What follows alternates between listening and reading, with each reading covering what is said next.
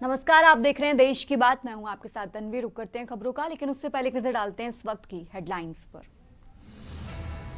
PM Modi आज देंगे बाल पुरस्कार। 20 बच्चों को दिया जाएगा प्रधानमंत्री राष्ट्रीय बाल पुरस्कार सम्मान। आज से महंगा हो जाएगा रेल सफर। 215 किलोमीटर से ज्यादा दूरी का बढ़ाया गया किराया। साधारण क्लास में प्रति किलोमीटर 1 और मेल एक्सप्रेस ट्रेनों के नॉन एसी क्लास में 2 पैसे की हुई वृद्धि। दिल्ली में एनआईए की 2 दिवसीय anti terror conference. Amit Shah करेंगे सम्मेलन का उद्घाटन। अनंतनाग में दिखा लश्कर का आतंकी। सेना, पुलिस और सीआरपीएफ का संयुक्त सर्च ऑपरेशन शुरू। शहर में सुरक्षा व्यवस्था कड़ी गई। गुजरात के कच्छ में लगे भूकंप के झटके। दहशत में घरों से बाहर निकले लोग। रिएक्टर स्केल पर भूकंप की तीव्रता 4.4 मापी गई। देश भर में ठंड और कोहरे का प्रकोप। यूपी, दिल्ली और बिहार के लिए अलर्ट जारी। 1 जनवरी तक सताएगी सर्दी। आप देख रहे हैं के न्यूज़, खबरों का सारथी। और अब रुक करते हैं खबरों का और देश की बात की शुरुआत करते हैं दिल्ली की खबर से। राजधानी दिल्ली से बड़ी खबर आपको बता रहे हैं। आज शुरू होगा आतंकवाद निरोधी सम्मेलन। तो गृह मंत्री अमित शाह करेंगे 2 दिवसीय सम्मेलन का उद्घाटन। दिल्ली से ये बड़ी खबर आपको बता रहे हैं। आज से आतंकवाद निरोधी सम्मेलन की शुरुआत होगी। आतंकवाद पर जीरो टॉलरेंस विजन पर सम्मेलन होगा। राजधानी दिल्ली से ये बड़ी खबर आपको बता रहे हैं। आज से इस सम्मेलन की शुरुआत होगी।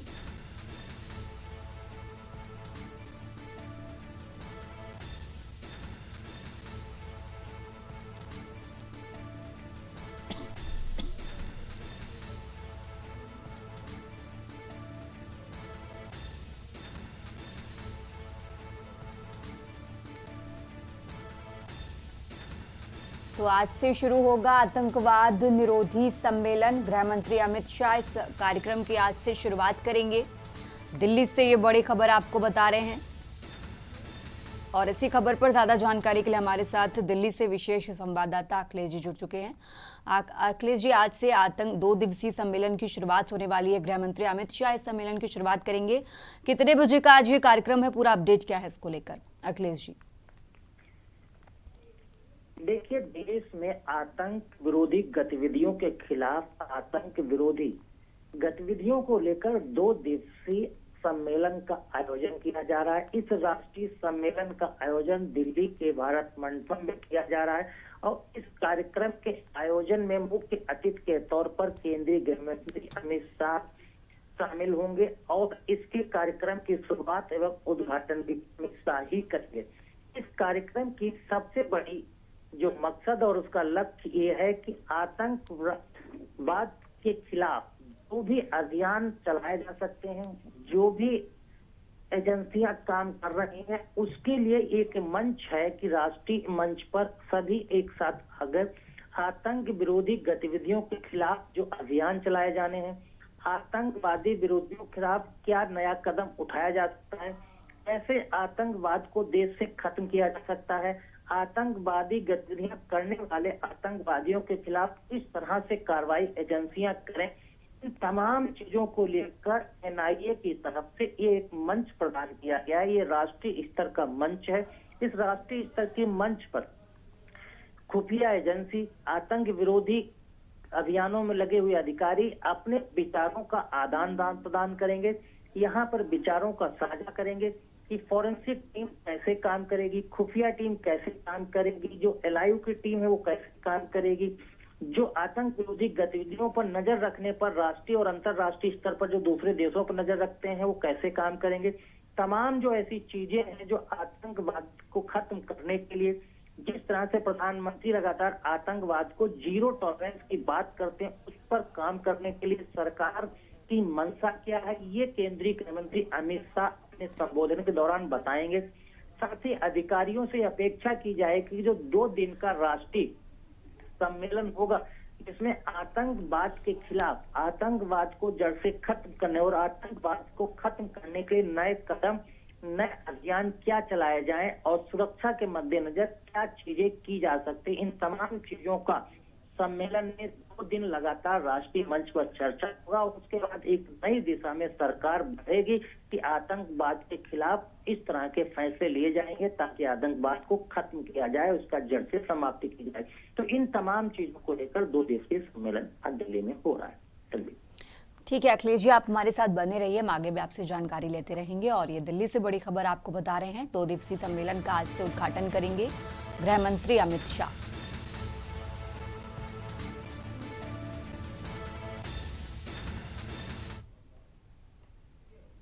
और आगे बढ़ते खबरों में दिल्ली से एक और बड़ी खबर आपको बता रहे हैं, भारतीय रेलवे में सफर आज महंगा हो गया है। तो रेलवे आज से बढ़े हुए किराए को लागू करेगी। रेल मंत्रालय ने आपको बता दें 21 दिसंबर को किराया बढ़ाने की घोषणा की थी और आज यानी 26 तारीख से ये लागू कर दिया गया है। तो पैसेंजर एसी और नॉन एसी ट्रेनों का किराया बढ़ा है। दिल्ली से ये बड़ी खबर आपको बता रहे हैं, आज से जो ऐलान किया गया था यानी आज 26 तारीख से वो लागू हो गया है। तो दिल्ली से ये बड़ी खबर आपको बता रहे हैं।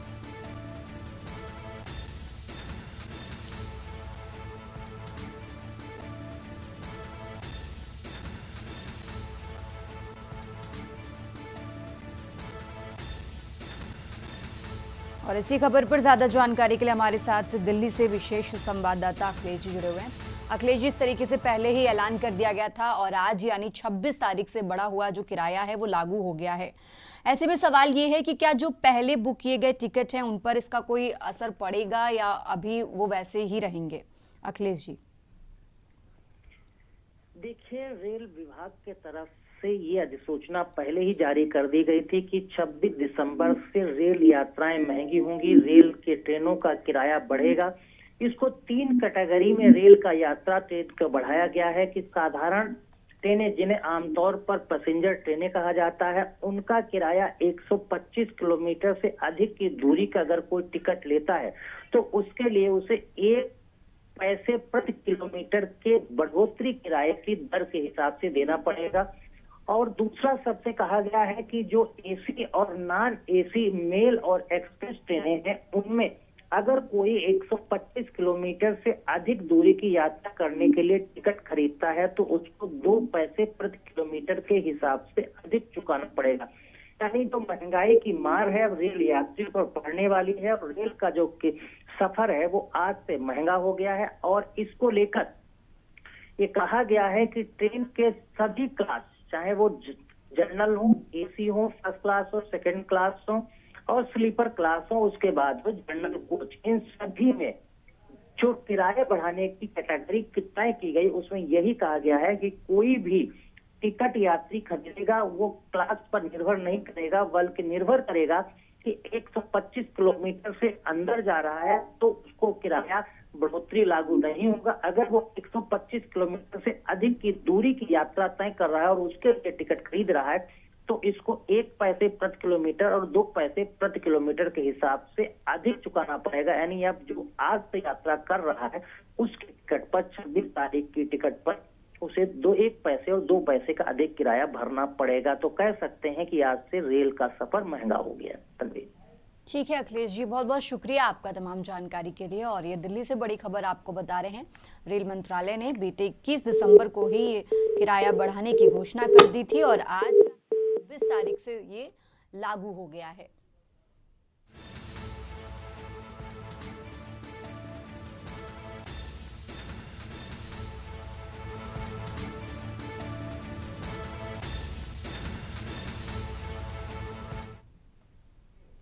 और अब खबर सीतापुर से है, जहां फांसी के फंदे पर लटका मिला अनुदेशक का शव। पुलिस ने कमरे का दरवाजा तोड़कर फंदे से शव को उतारा है।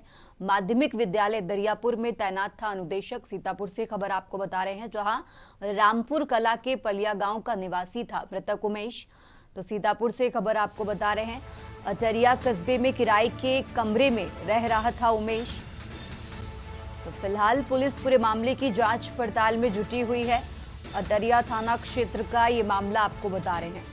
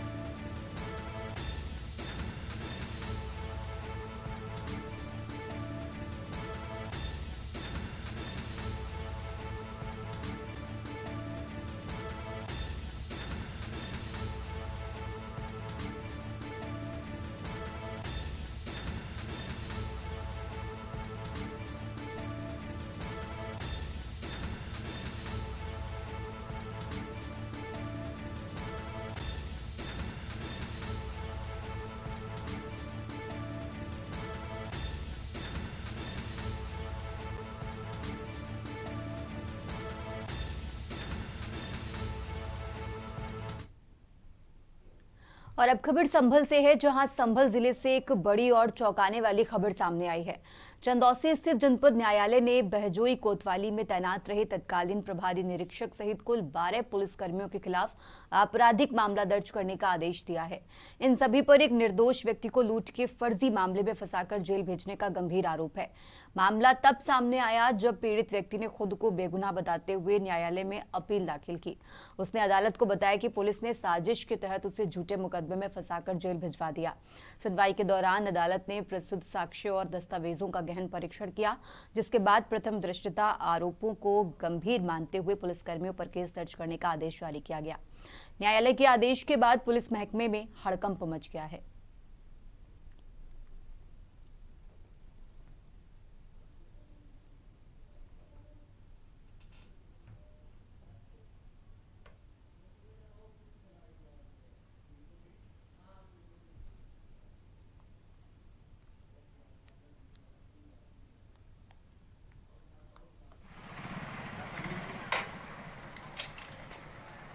मामला ये है कि ओमवीर के खिलाफ पुलिस ने एक झूठा मुकदमा लगा के उसके साथ एक 19 मोटरसाइकिल का एक और लूट का मुकदमा लगा के इसे जेल भेज दिया। उसी मुकदमे में ये 3 साल तक जेल में रहे, बच्चे दर दर भटकते रहे। फिर जब ये जेल से आए उसके बाद इन्होंने सीजेएम न्यायालय में मेरे द्वारा पैरवी कराई, मैंने इनकी पैरवी की। माननीय सीजेएम न्यायालय ने हमारा प्रार्थना स्वीकार करते हुए उक्त पुलिस वालों के खिलाफ FIR के आदेश कर दिए हैं और 3 दिन के अंदर न्यायालय में रिपोर्ट भेजने का भी आदेश किया है। और अब खबर बलिया से है। बलिया में बीर लोरिक स्टेडियम में सांसद खेल महोत्सव का शुभारंभ राज्यसभा सांसद नीरज शेखर ने किया। इस अवसर पर नीरज शेखर ने कहा कि इस तरह के खेल से ग्रामीण क्षेत्र की प्रतिभाओं को राष्ट्रीय स्तर पर पहचान मिलेगी। वहीं उन्होंने बांग्लादेश में हो रही हिंसा पर कहा कि भारत सरकार को जो कदम उठाना चाहिए वो कदम उठा रही है, विपक्ष को भी इस पे बोलना चाहिए। उत्तर प्रदेश में हो रहे SIR पर नीरज शेखर ने कहा कि SIR होने से अखिलेश यादव को परेशानी क्यों हो रही है, ये बताना चाहिए। SIR तो होकर ही रहेगा।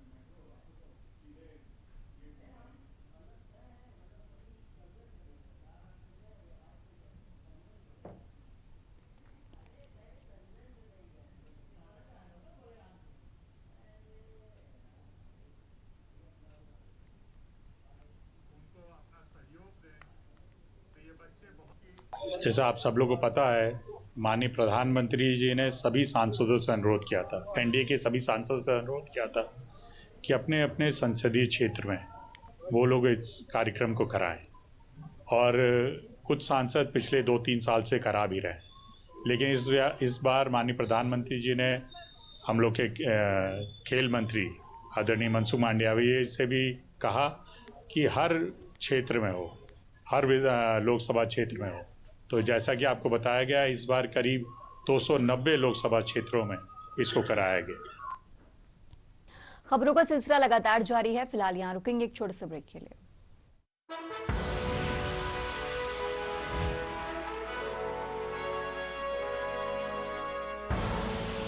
आप देख रहे हैं के न्यूज, खबरों का सारथी। ब्रेक से वापस आ चुके हैं, रुक करते हैं खबरों का। खबर मिर्जापुर से है, जहां शहर के पीलीकोठी स्थित सेंट मैरी स्कूल में धूमधाम से क्रिसमस पर्व मनाया गया। स्कूल को चर्च सहित रंग बिरंगी लाइट्स से सजाया गया था। सभी ने मिलकर प्रभु यीशु के जन्मदिन की बधाई देते हुए उनके बताए रास्ते पर चलने का संकल्प लिया। प्रधानाचार्य फादर रेजिनाल्ड पॉल डी सूजा ने चर्च में प्रभु यीशु से मानव कल्याण की प्रार्थना की। फादर बताया कि प्रभु यीशु का जन्म मानवता के कल्याण के लिए हुआ था। यीशु ने अपना पूरा जीवन मानव कल्याण के लिए समर्पित किया। आज के ही दिन प्रभु यीशु का धरती पर जन्म हुआ था।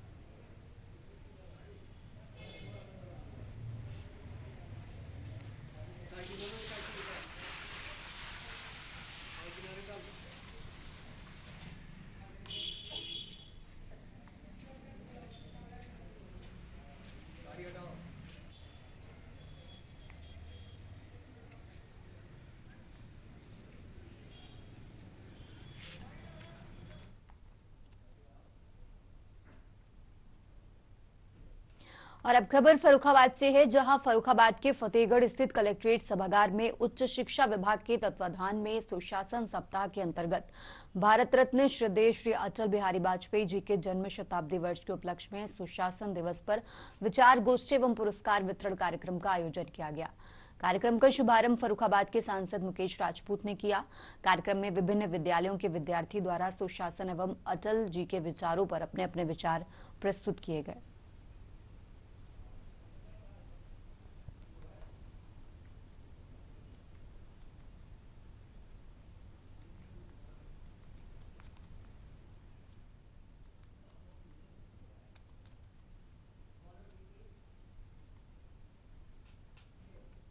और अब खबर उत्तर प्रदेश के जनपद बुलंदशहर की है, जहां करीब दिल्ली से 70 किलोमीटर की दूरी पर बसा बुलंदशहर, जहां पर घने कोहरे और सर्दी का सितम लगातार बढ़ता जा रहा है।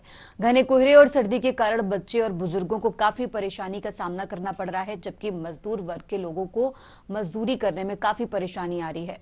वहीं जब के न्यूज की टीम ने ग्राउंड पर जाकर लोगों से बातचीत की तो लोगों ने बताया कि जनपद बुलंदशहर के कस्बा पहासू में करीब 48 साल पुरानी एक चाय की दुकान है, जहां पर लोग चाय पीकर अपनी ठंड भगाने की कोशिश कर रहे हैं।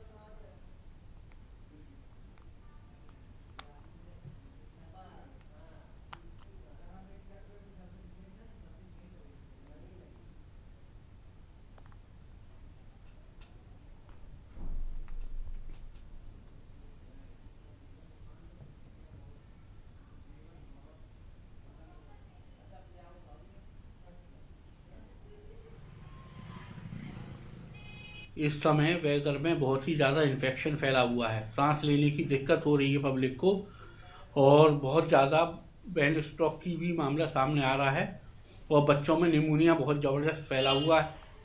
इस मौसम में बहुत ही ज़्यादा दिक्कत का सामना करना पड़ रहा है पब्लिक को।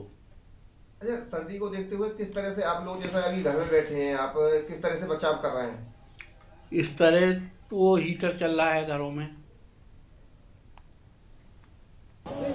इस वक्त मैं मौजूद हूँ यूपी के जनपद बुलंदशहर में। उत्तर भारत में लगातार सर्दी और घने कोहरे का सितम बढ़ता हुआ जा रहा है। अगर बात करते हैं जनपद बुलंदशहर की, तो जनपद बुलंदशहर में घने कोहरे और सर्दी के कारण काफी परेशानी का लोगों को सामना करना पड़ रहा है। देखिए, इस वक्त हम कस्बा पहासू के अलीगढ़ चौराहे पे मौजूद हैं, जहाँ पर अगर बात की जाए घने कोहरे और सर्दी के कारण, देखिए अगर बात की जाए यहाँ पुलिसकर्मी भी मौजूद हैं, होमगार्ड हैं जो अपनी ड्यूटी पर तैनात भी हैं और देख सकते हैं चारों तरफ कहीं ना कहीं लोगों को काफ़ी परेशानी का सामना करना। अगर चौराहे की बात करें तो चौराहे पर किसी तरह का अलाव ना जलना वो भी चिंता का विषय है। लगातार उत्तर प्रदेश के मुख्यमंत्री योगी आदित्यनाथ ने तमाम अधिकारियों को निर्देशित किया था कि सभी चौराहों पर अलाव की व्यवस्था होनी चाहिए, लेकिन नगर पंचायत पहासू की कहीं ना कहीं लापरवाही देखने को साफ साफ मिल रही है कि सुबह से सर्दी का सितम जारी है, लेकिन चौराहे पर अलाव की व्यवस्था ना होना। क्योंकि देखिए, अगर बात की जाए सुरक्षा कर्मियों की, तो देखिए मेरे साथ यहाँ ये मौजूद हैं, हम इनसे बात करते हैं कि चौराहे पर अलाव की व्यवस्था ना होना, आगे अपनी ड्यूटी पर सर्दी में तैनात रहना।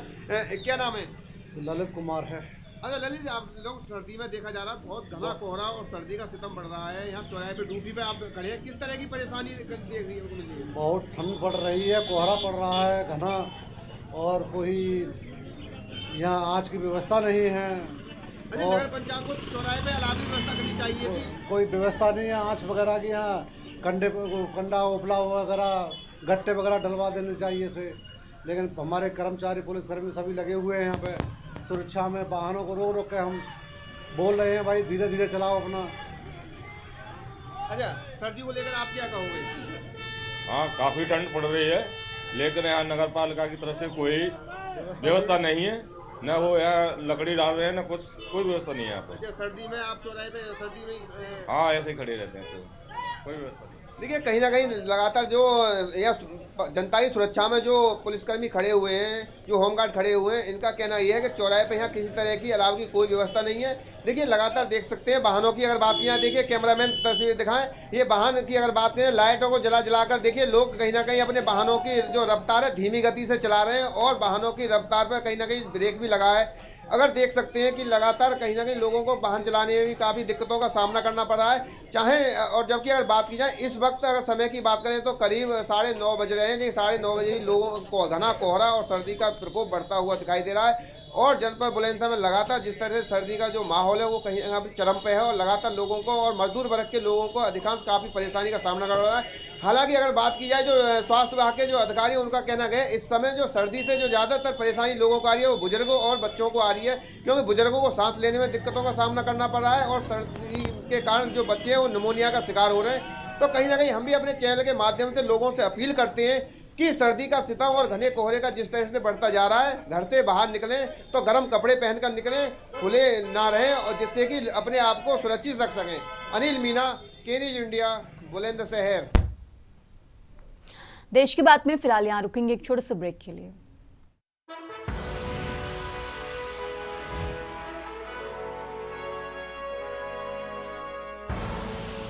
आप देख रहे हैं के न्यूज, खबरों का सारथी।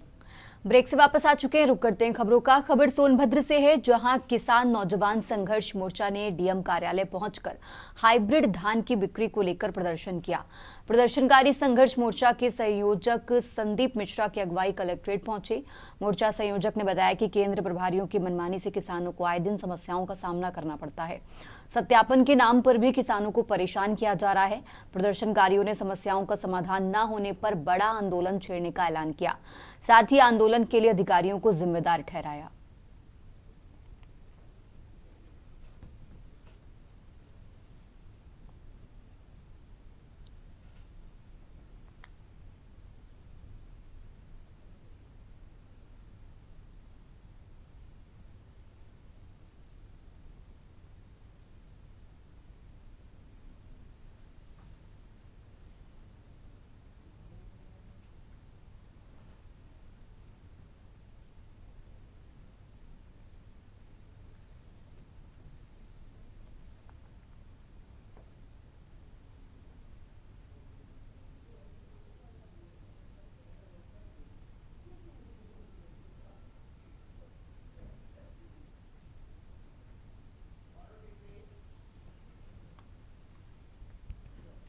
और अब आगे बढ़ते खबरों में, कासगंज जनपद के थाना सोनगढ़ी क्षेत्र के अंतर्गत एक अधेड़ व्यक्ति का शव पानी से भरे गड्ढे में मिलने से इलाके में हड़कंप मच गया।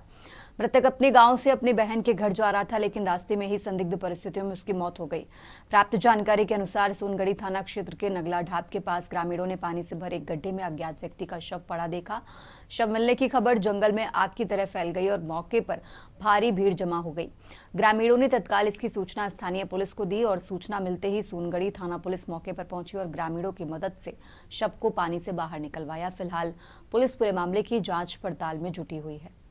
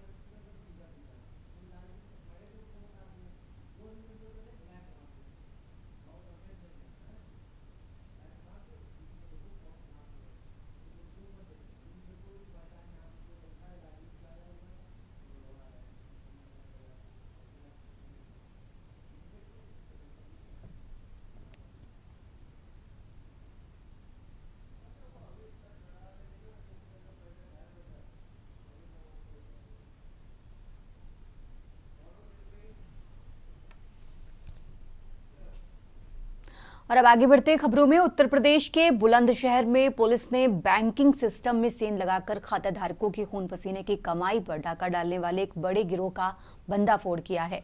पंजाब नेशनल बैंक की गांधी आश्रम शाखा में हुए इस फर्जीवाड़े में पुलिस ने बैंक मैनेजर और बैंक मित्र समेत 6 आरोपियों को गिरफ्तार किया है। ठगों ने अब तक करीब 1 करोड़ 25 लाख रुपए का गबन किया है।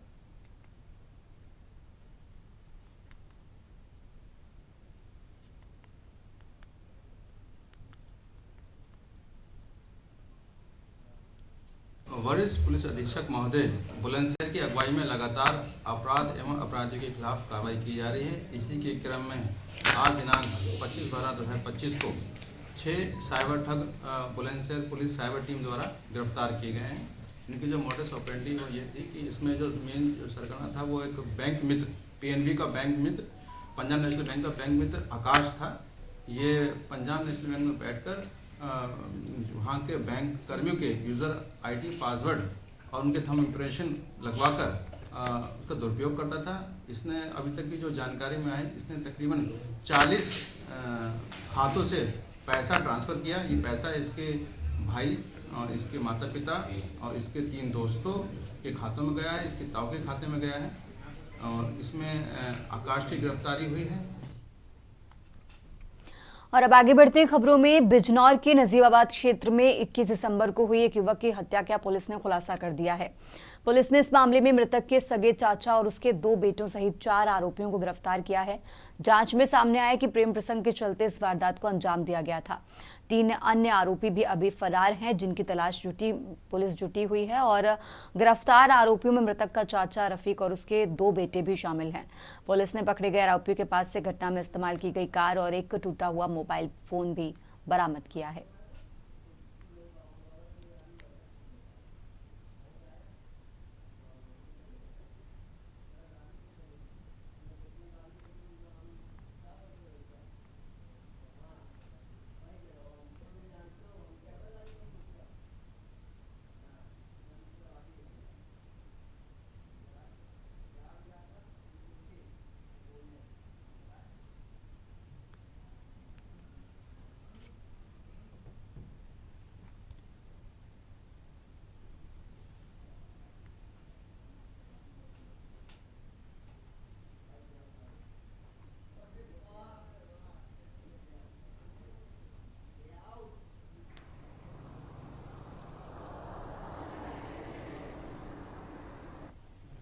देखिए, थाना नजीबाबाद जनपद बिजनौर में 20 तारीख को हाईवे के किनारे एक डेड बॉडी मिलती है, जिसकी पहचान हम लोग समीर के रूप में करते हैं, जो कीरतपुर का रहने वाला था और उसके शरीर पे कुछ हल्के फुल्के चोट के निशान थे और इस संबंध में तत्काल पोस्टमार्टम के लिए डेड बॉडी भेजा गया था। पोस्टमार्टम की कार्रवाई हुई और इसके बाद जो है, जब पोस्टमार्टम रिपोर्ट में गला घोंटकर हत्या करने की बात प्रकाश में आई तो इस बात पे तत्काल सुसंगत धाराओं में अभियोग पंजीकृत किया गया वादी की तहरीर के आधार पर और इसके संबंध में इलेक्ट्रॉनिक साक्ष्य और वीडियो और CCTV के माध्यम से कलेक्ट किए गए। उसमें जो तथ्य निकल के आया कि इसकी हत्या के पीछे इसके सगे चाचा का हाथ था, जिसकी पुत्री के साथ इसके कुछ अपने रिश्ते थे। उस बात को लेकर दोनों परिवारों में अनबन थी। आगे बढ़ते हैं खबरों में। सोनभद्र में साइबर ठगी के एक शातिर गिरोह का पुलिस ने खुलासा कर दिया है। ठगों ने लोगों को फंसाने के लिए ठगी का नया तरीका अपनाया था। पीड़ित के WhatsApp पर शादी का डिजिटल कार्ड भेजा था और जैसे ही पीड़ित उसके APK फाइल को खोलता है, उसका मोबाइल और बैंक खाता हैक कर लिया जाता है। पुलिस ने इस मामले में 2 अभियुक्तों को गिरफ्तार करते हुए ठगी की कुल 11,40,000 रुपए की रकम बरामद कर ली है।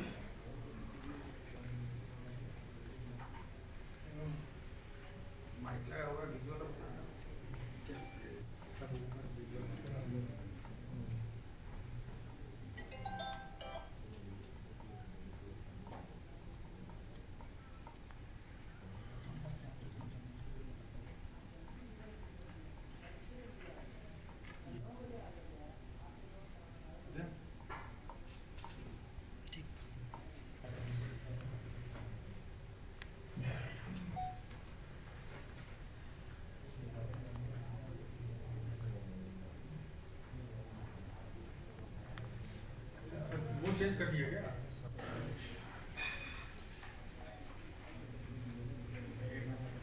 साइबर पुलिस ने, साइबर थाने ने एक बहुत अच्छा वर्कआउट जनपद सोनभद्र में किया है, जिसमें एक मुकदमा है 18/25 जिसके वादी अभिषेक कुमार सिंह थे।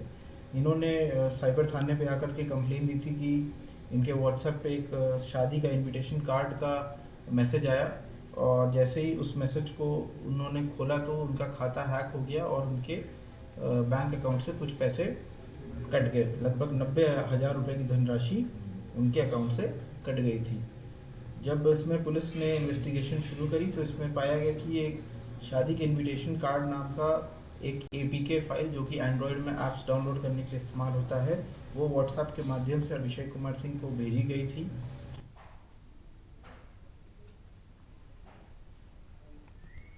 रुक करते हैं अगली खबर का। बागपत के बड़ौत कोतवाली क्षेत्र के बावली गांव में एक तरफा प्यार करने वाले सनकी प्रेमी ने अपनी प्रेमिका से प्यार का इजहार किया, लेकिन जब प्रेमिका ने इनकार किया तो दिन दहाड़े प्रेमिका की गोली मारकर हत्या कर दी। उसके बाद अपने ही घर के निकट पेड़ पर रस्सी पर फंदा डालकर आत्महत्या भी कर ली। घटना के बाद क्षेत्र में सनसनी फैल गई है और पुलिस पूरे मामले की जाँच पड़ताल में जुटी हुई है।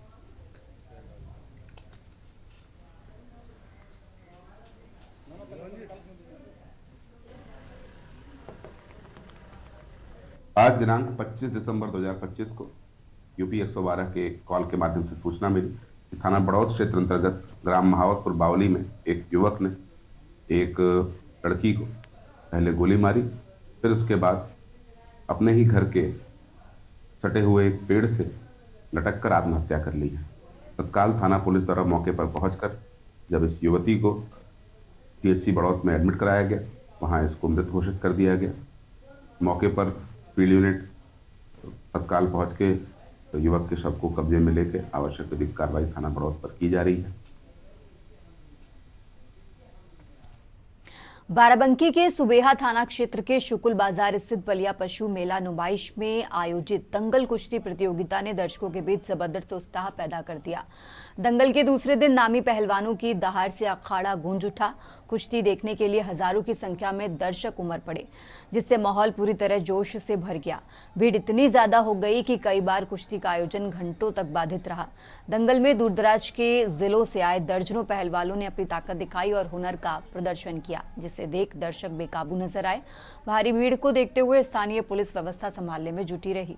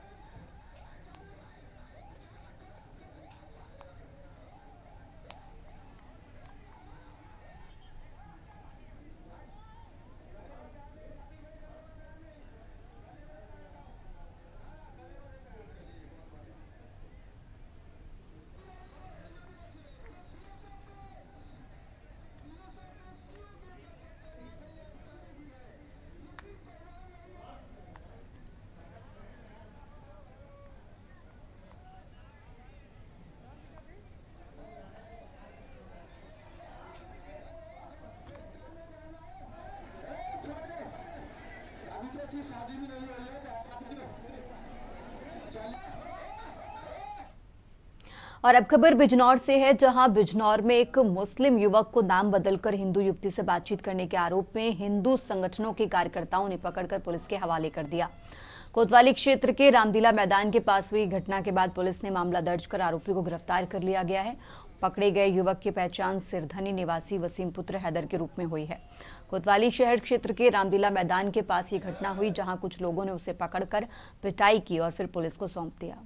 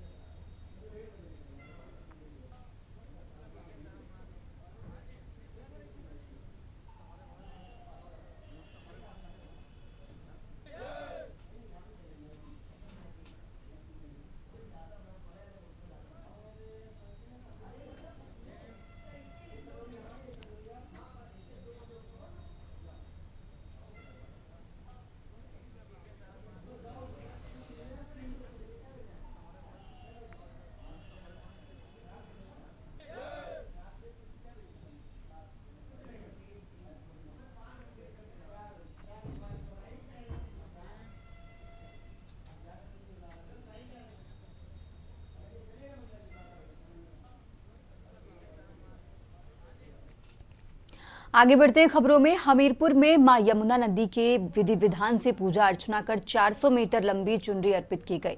पूजा कार्यक्रम के दौरान वैदिक मंत्रोच्चारण के साथ मां यमुना का आवाहन किया गया। इस अवसर पर डमरू, दुधुबी और शंखनाद की गूंज से पूरा घाट क्षेत्र भक्तिमय वातावरण में डूब गया। श्रद्धालुओं ने मां यमुना के जयकारों के साथ चुनरी अर्पित कर सुख समृद्धि की कामना की है।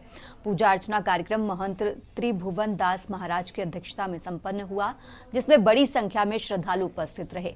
कार्यक्रम शांतिपूर्ण एवं श्रद्धाभाव के साथ संपन्न हुआ।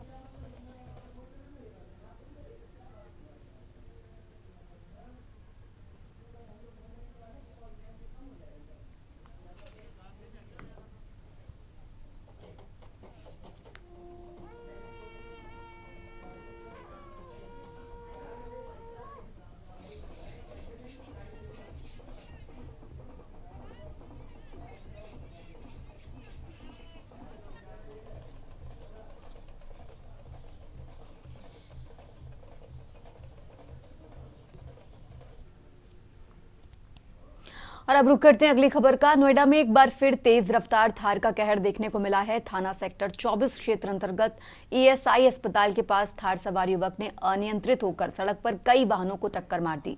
इस हादसे में एक कार सहित कई अन्य वाहन बुरी तरह क्षतिग्रस्त हो गए हैं। घटना के बाद इलाके में अफरा तफरी मच गई है और लोग सहम गए हैं। हादसे में बाइक सवार एक युवक और स्कूटी पर सवार 2 बच्चे भी घायल हुए। मौके पर मौजूद लोगों की मदद से सभी घायलों को तुरंत अस्पताल के लिए इलाज में भर्ती कराया गया है।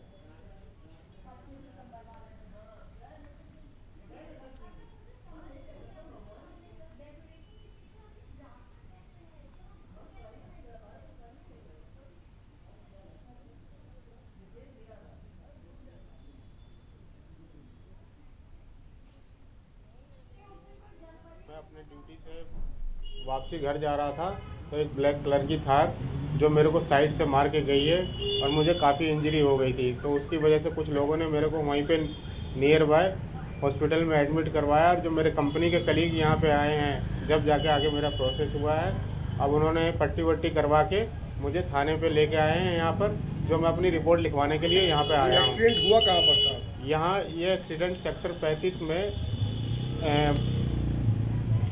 सेक्टर 35 में हुआ था, हॉस्पिटल के पास। और अब खबर लखनऊ से है, जहां यूपी एसटीएफ को बड़ी सफलता हाथ लगी है। एसटीएफ ने आयुष्मान भारत योजना में बड़े फर्जीवाड़े का खुलासा करते हुए गिरोह के मास्टरमाइंड चंद्रभान वर्मा सहित 7 अभियुक्तों को गिरफ्तार किया है। आरोप है कि अभियुक्तों द्वारा ओटीपी बाईपास एक दूसरे लोगों की फैमिली आईडी में फर्जी तरीके से मेंबर जोड़कर आयुष्मान कार्ड बनाए जा रहे थे। इस पूरे फर्जीवाड़े में आईएसए और एसएचए सिस्टम का दुरुपयोग कर हजारों अपात्र व्यक्तियों के आयुष्मान कार्ड अप्रूव कराए गए। एसटीएफ के अनुसार इन फर्जी आयुष्मान कार्डों के जरिए इलाज के नाम पर सरकार को करोड़ों रुपए का राजस्व का नुकसान पहुंचाया गया है।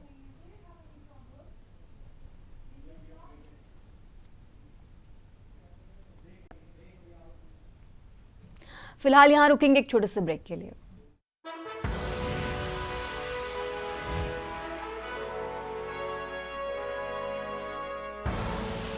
आप देख रहे हैं के न्यूज, खबरों का सारथी।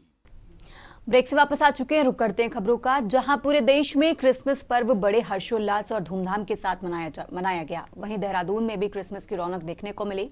शहर के विभिन्न चर्चों में विशेष प्रार्थनाओं का आयोजन किया गया, जहां बड़ी संख्या में लोगों ने पहुंचकर क्रिसमस उत्सव मनाया।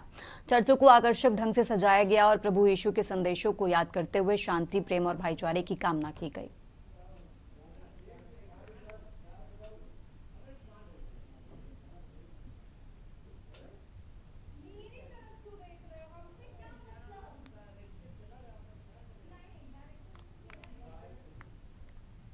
नमस्कार। पहली बात तो merry Christmas to all of you. वैसे बिलोंग करता हूँ मैं केरला से। मैं यहाँ पर उत्तराखंड में 2004 से हूँ। I am working in a college located in near by Sidhuwala, Dolphin Institute of Bio and Natural Sciences. मैं वहाँ पे 2010 से एज ए IT मैनेजर काम करता हूँ। ओके, क्रिसमस के अवसर पर आप सबको बधाइयाँ। पहली बात तो क्रिसमस सिर्फ एक व्यक्ति के लिए नहीं है, ये सभी के लिए है। ऑल ओवर वर्ल्ड इसको मनाया जाता है। ये क्रिसमस है, काफ़ी खुशियों का त्यौहार है। इस क्रिसमस वाले दिन हमारे यीशु मसीह का जन्म हुआ था, इसलिए अति उल्लास के साथ ये क्रिसमस मनाया जाता है। और अच्छे से लोग बाग आते हैं, अंदर आके चर्च में प्रेयर करते हैं, अपने जो भी दिल की इच्छाएं होती हैं, मन्नतें होती हैं, उनको मांगते हैं और अपने मन की जो भी मुराद होती है उनको लेकर इधर आते हैं और प्रार्थना करते हैं। मैं और मेरे पापा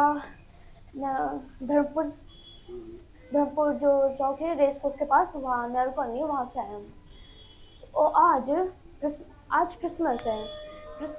ये दिन जीसस क्राइस्ट के जन्म से कहा जाता है। इस दिन जीसस क्राइस्ट का जन्म हुआ था। वो भगवान जिसने सच्ची श्रद्धा से सबको सिखाया, अपने डिसाइपल्स बनाए, और आज मैं उन्हीं के चर्च में हूँ। आगे बढ़ते हैं खबरों में। डोईवाला के भानियावाला तिराहे पर उत्तराखंड क्रांति दल यानी यूकेडी के कार्यकर्ताओं ने अंकिता भंडारी हत्याकांड में वीआईपी का खुलासा होने पर बड़ा प्रदर्शन किया और आरोपी नेताओं का पुतला जलाकर अपना विरोध जताते हुए आरोपी नेताओं पर कार्रवाई की मांग की है। अंकिता भंडारी हत्याकांड में आरोपी वीआईपी का नाम सामने आने के बाद यूकेडी नेताओं और कार्यकर्ताओं में भारी आक्रोश देखने को मिला। प्रदर्शनकारियों ने भाजपा नेताओं का पुतला दहन कर विरोध जताया और दोषियों के खिलाफ कठोर कानूनी कार्रवाई की मांग की है। यूकेडी नेताओं ने कहा कि जैसे जैसे मामले में प्रभावशाली लोगों के नाम उजागर हो रहे हैं, सच्चाई सामने आ रही है। उन्होंने आरोप लगाया कि बहन बेटियों के सम्मान से जुड़े इस गंभीर मामले में किसी भी दोषी को बचाया नहीं जाना चाहिए।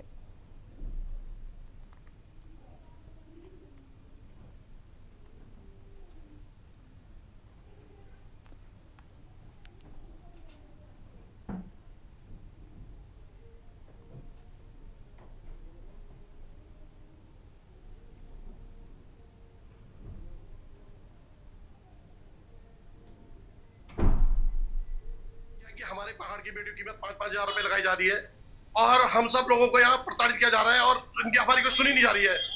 हम कह रहे सीबीआई की जांच करो अंकिता के मामले में। नए नए खुलासे हो रहे हैं, नए नए नेताओं के नाम आ रहे, जो यहाँ का प्रभारी अपने घर में महिलाओं को बुला रहा, वो उस कमरे को तोड़ दिया जाता है जिला पंचायत द्वारा। इस पर निष्पक्ष सीबीआई की जांच होनी चाहिए, यही हमारी वो है मांग है। का पुतला फूका जा रहा है। ये जिस प्रकार से बीजेपी बाहर के लोगों को यहाँ पे प्रभारी बना रही है और 2027 का भी चुनाव आने वाला है, अंकिता को अभी तक न्याय नहीं मिला है। और ये अपने परिवारियों से 5-5 हजार रुपए में यहाँ की बहन बेटियों को परोस रहे हैं।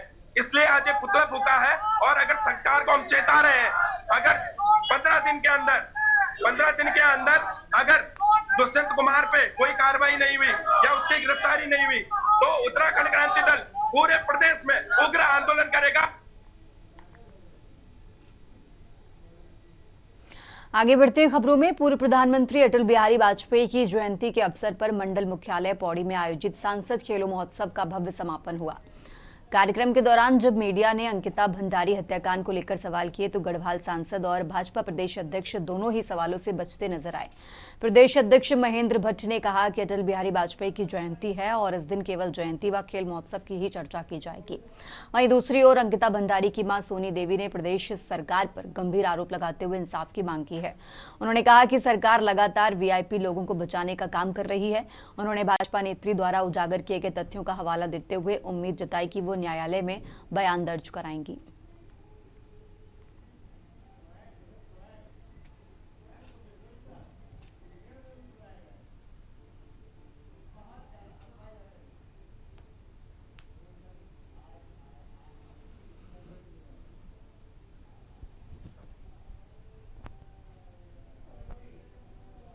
अटल जी का जन्म दिवस है, खेल महोत्सव का समापन है। आज इन्हीं विषय चर्चा होगी।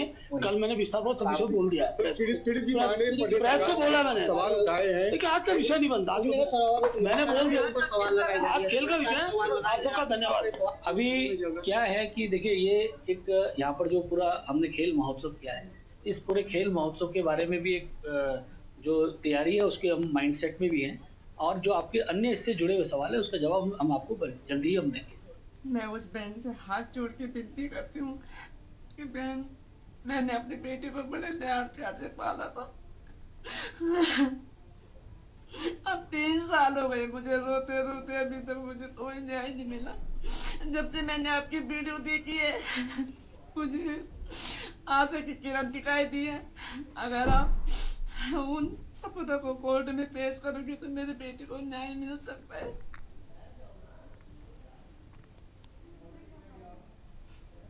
अंकिता भंडारी प्रकरण एक बार फिर उत्तराखंड की राजनीति और सिस्टम पर बड़ा सवाल खड़ा कर रहा है।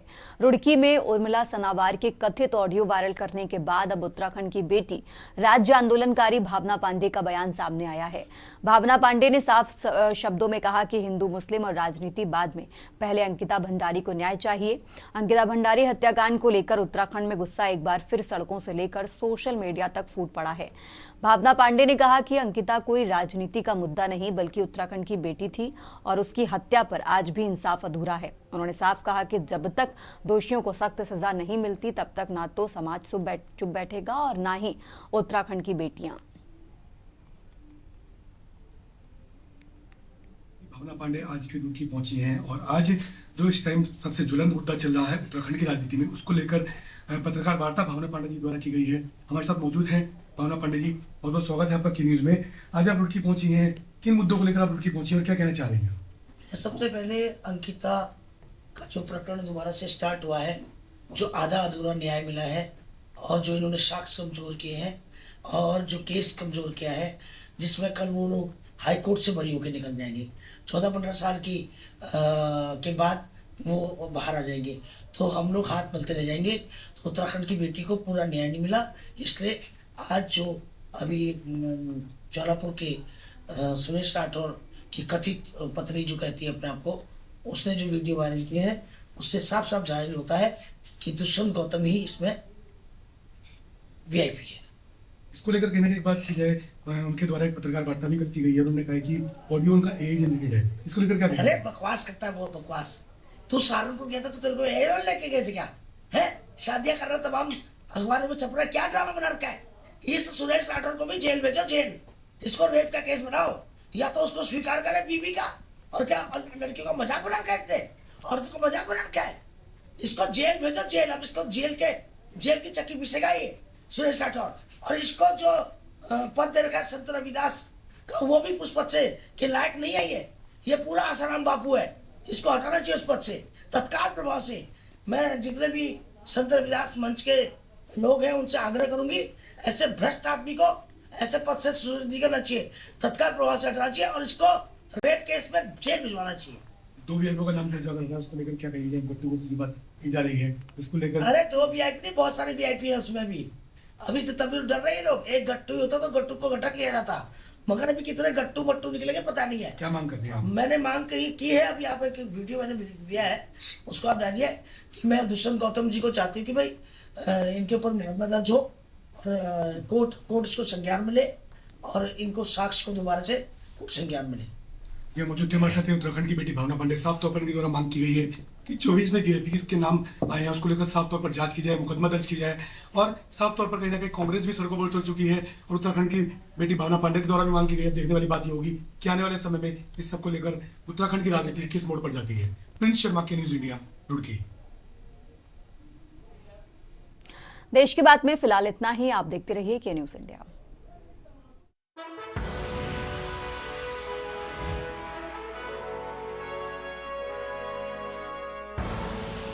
आप देख रहे हैं के न्यूज, खबरों का सारथी।